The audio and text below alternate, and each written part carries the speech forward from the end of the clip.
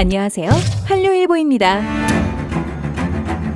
오늘 소개해드릴 해외 반응은 사랑이란 그 말은 못해도 먼 곳에서 이렇게 2009년 3월에 개봉한 영화보다 노래가 더 유명한 슬픔보다 더 슬픈 이야기입니다. 끝내 사랑만은 이룰 수 없었던 안타까운 두 남녀의 이야기. 실화 바탕의 이야기이기도 하지만 충분히 공감할 수 있는 아마도 이 세상에서 가장 슬픈 사랑 이야기 중 하나일 것입니다.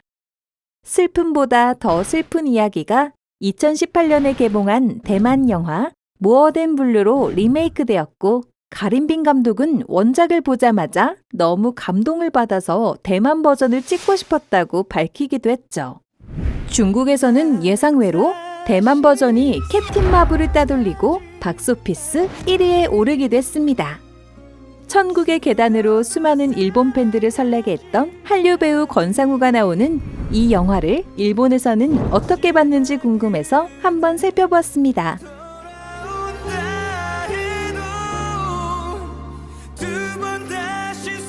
그럼 한번 살펴보도록 할까요?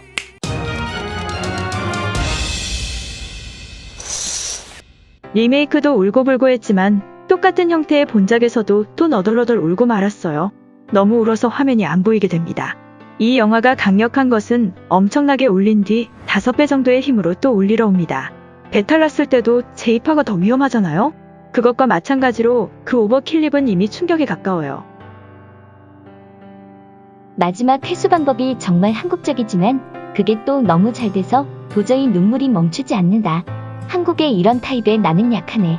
전반부에는 많이 본 듯한 전개로 진행되지만 후반부 급전개로 인해 슬픔보다 더 슬픈 이야기의 의미를 알게 된다.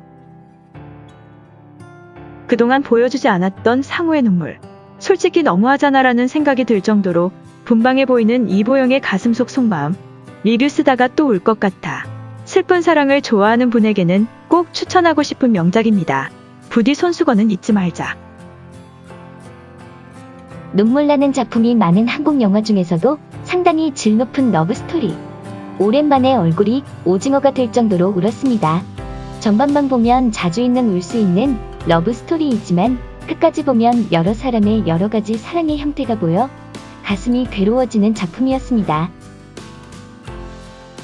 한국 영화, 특히 러브스토리 엔딩 노래는 본편과 하나가 되어 있는 것 같은 가사가 본편을 다 본 후에 오기 때문에 또 울 수 있다고 생각한다. 마지막 엔딩곡까지 작품으로 만드는 것이 멋지다고 느끼고 한국 영화를 좋아하게 된 것을 떠올렸다. 이 작품도 그렇게 생각하게 해준 작품 중 하나였습니다. 아마 호불호는 있을 거예요. 하지만 단세포인 저는 아무렇게나 제 감성으로만 보아도 통곡하고 그리고 정말 좋은 영화라고 생각했습니다. 혹시 이 리뷰를 보시고 영화가 보고 싶으시면 꼭 혼자 보세요. 수건 3장 정도 들어갑니다. 내 역사상 최고로 많이 울은 영화. 후반 20분 동안 계속 울었어요. 몇 번을 봐도 울 수 있기 때문에 울고 싶을 때 후반 20분을 보면 딱 좋아요. 돌아만 본다면 나도 용기를 내 안아주리라. 하지만 케이는 돌아보지 않았고 나는 아무것도 할 수가 없었습니다. 최근에 대여로 리메이크판이 나와서 다시 시청했습니다. 좀처럼 마음을 전하지 못하는 두 사람의 무어라 말할 수 없는 애절한 이야기네요. 평가는 찬반향론이 갈릴지도 모르지만 눈물 없이는 볼 수 없었습니다. 대만판과 비교해서 의외로 깔끔한 스토리였다 라고 생각했다. 역시 상우의 시점에서 이보영의 시점으로의 전환 방법이 좋았고 상우의 비밀을 알게 된 보영이의 기분이 떨어지는 방법이 알기 쉬웠다고 생각했다. 그리고 대만판과 비교해보는 것도 재미있을지도 모른다. 이건 당했다. 전반은 몇 개의 연애 이야기와 이상한 여자 같은 느낌이었지만 라스트 30분 정도부터 굉장했어요. 펑펑 울었어요. 자신이 예상하지 못했던 것일지도 모르지만 복선 회수도 좋았어. 이해할 수 없는 한국어 엔딩곡에서도 울었고 이건 너무너무 슬픈 사연입니다. 엔딩에서 이승철이 부르는 그런 사람 또 없습니다 처음 본 작품을 봤을 때는 가사의 의미까지 신경 쓸 필요가 없었다. 하지만 이번에 본 후에 이 노래 가사 잘 읽고 나니 권상우의 이보영에 대한 배려가 느껴져. 마지막 가사에 사랑은 주는 거니까 라고 굉장히 좋은 곡이라고 생각했다. 대만판을 먼저 봐버렸지만 대만판과 비교하면 굉장히 조용한 인상. 서로 상호의 병을 안 후에 다시 같이 있는 곳도 있었지만 본작은 이런 설정 없이 매우 심플. 권상우의 안타까운 얼굴을 보면 울 수밖에 없어요. 여배우도 소박하고 너무 아름다워요. 후반부 감동의 물결이 엄청나네요. 지금 생각하면 예상할 수 있는 전개이긴 했지만 보고 있을 때는 몰랐어요. 거기서부터 마음의 동요폭은 꽤 컸습니다. 단지 아차했던 것은 전반 더빙으로 보고 말았다. 왜냐면 바빴으니까. 한국어의 어감이 스토리에 정말 잘 맞아서 꼭 자막으로 봐주셨으면 합니다.